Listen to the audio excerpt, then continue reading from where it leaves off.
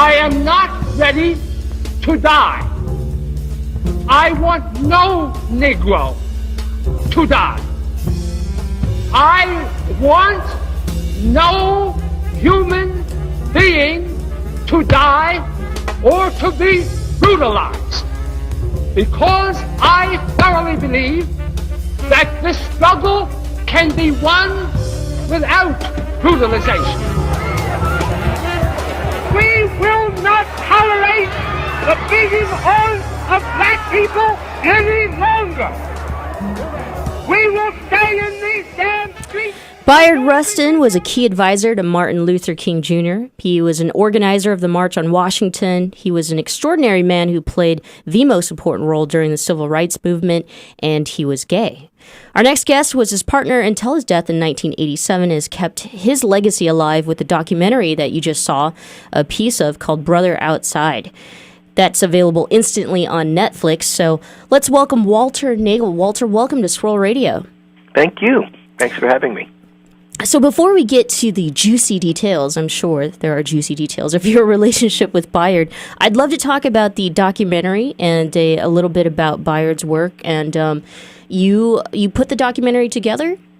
Well, actually, it was not me. I worked with producer and director Bennett Singer and Nancy Cates, two independent filmmakers. And I cooperated with them, provided them access to materials, photographs, introduced them to people that they interviewed for the film.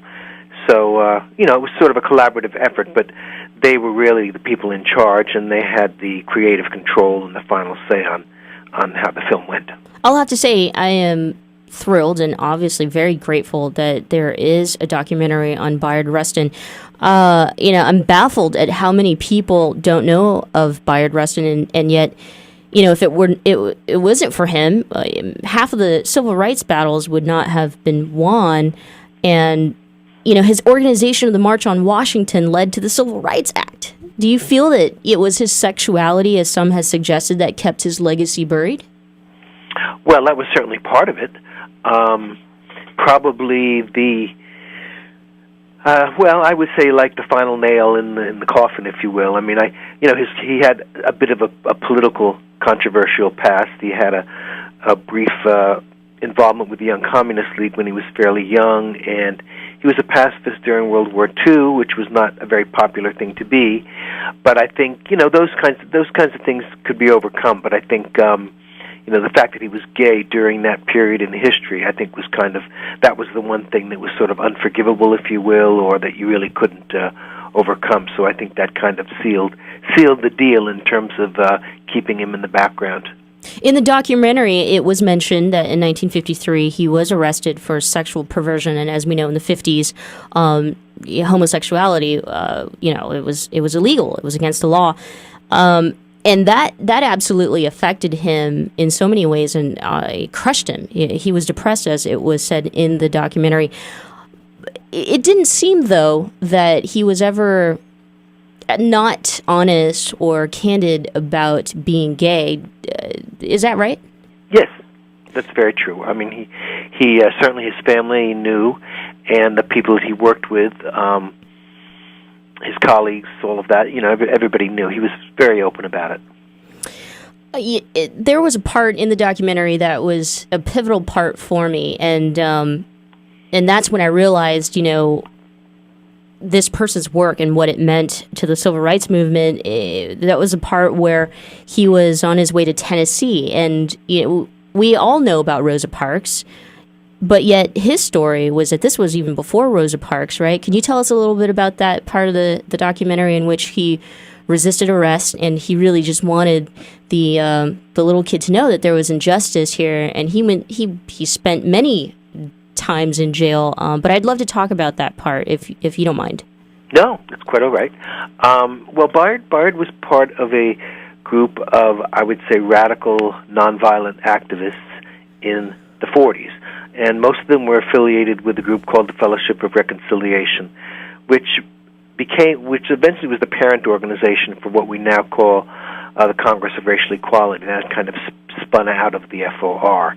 But in the early 40s, Bayard was part of a small group of people who traveled around in the South and parts of the North where restaurants and things were just segregated, not by law so much, but just by custom. And but down in the South, of course, it was legal segregation, and they would travel on buses. They would have little sit-ins in restaurants, waiting to be served, maybe an interracial couple, that kind of thing. And the incident that you referred to in particular, he was by himself on that bus. He was really putting himself at risk. Often there might be 2 or 3 people traveling together, and they could kind of, watch out for each other and call for help if necessary. But in that particular instance, he was there by himself, and it took a lot of physical and moral courage to do those kinds of actions during that time. I had mentioned earlier he was key advisor to Martin Luther King Jr. And when he met Dr. King, Dr. King was only 25 years old. Can you talk to us, in terms of the documentary and, of course, of what his relationship with Martin Luther King and just how important his role was? Mm-hmm.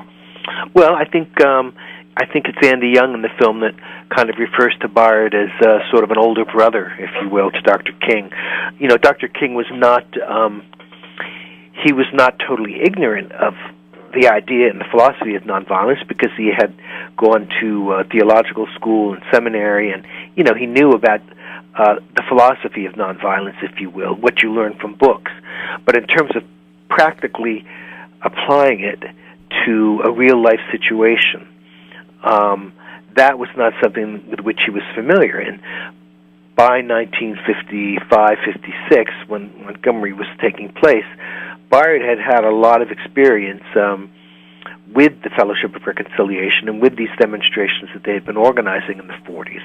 And so it was really kind of taking it, if you will, to the next level. I mean, a lot of those early actions, had been fairly small, but organizing a larger boycott, that took a lot more skill and a lot more organizational ability. And by that time, Bayard really had that. And so he was able to bring to the South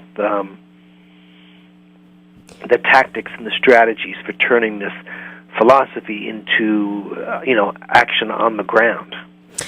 There was a scene in the documentary that, the first time he went to Dr. King's house, Dr. King's, I guess bodyguards or men, in front of his house, had shotguns. Yes, shotguns, pistols.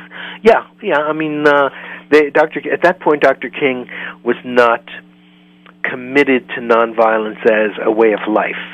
I mean, it was seen as a tactic and a way to accomplish a mission, if you will, but it wasn't something he had personally taken on. And he evolved, and over the course of his life, he did adopt nonviolence as sort of a personal philosophy. But in the early days of Montgomery, that was not the case. People